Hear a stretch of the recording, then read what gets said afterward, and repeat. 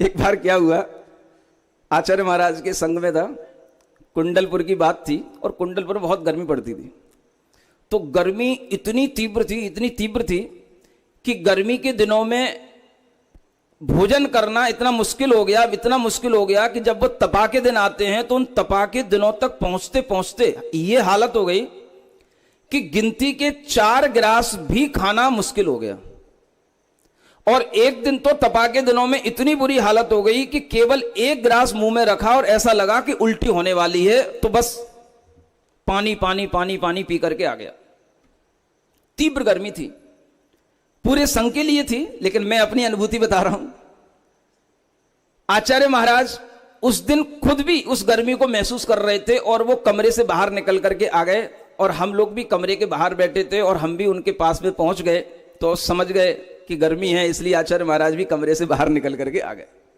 अब ऐसी बातचीत चलने लगी आपस में, गर्मी है। तो मैंने कह दिया, महाराज इतनी गर्मी है, आज केवल 1 गिलास खा करके आ गया, उससे ज्यादा कुछ खाया ही नहीं जा रहा था, बस पानी पानी पानी पानी और कुछ भी लिक्विड की चीजें बस ये तो पी ली, लेकिन अब बैठने की हिम्मत नहीं है, यहां पर भी वो पानी पानी से पसीना में निकला जा रहा है, करें तो करें क्या।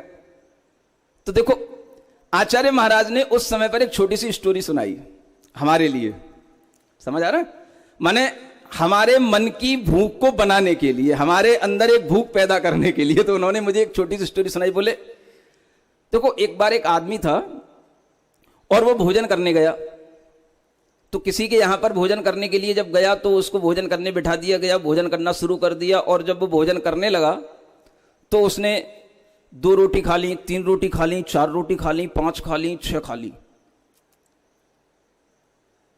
7 भी खा ली और उसने 8 रोटी खा ली। तो बीच में लोग उससे कहने लगे, भैया थोड़ा बीच में पानी पी लिया करो, इतनी एकदम से ज्यादा रोटी खाना अच्छी बात नहीं है, थोड़ा बीच में पानी पी लिया करो। उसने सुना ही नहीं, उसने 8 रोटी खा ली और 8 रोटी के बाद में उसने पानी पिया।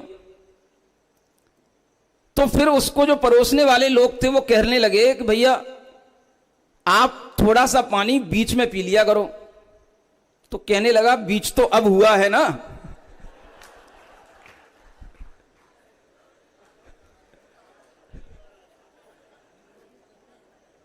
अब लाओ। और अब ये कहानी आचार्य श्री ने हमें सुनाई, स्पेशली हमें। किस लिए? पेट में भूख नहीं लग रही है तो मन की भूख से भी कुछ काम बन जाए, ये मन की भूख बढ़ाने की बात थी। यानी कि अगर हम ऐसे दृष्टांत भी ध्यान रखें तो शायद हमारे लिए खाने की इच्छा हो जाए। ये उनकी वह करुणा के कारण से, उनकी कृपा के कारण से हमें ज्ञान मिला कि उन्होंने ये स्टोरी हमें इसलिए सुनाई ताकि दूसरे दिन हमें भूख लगने लग जाए।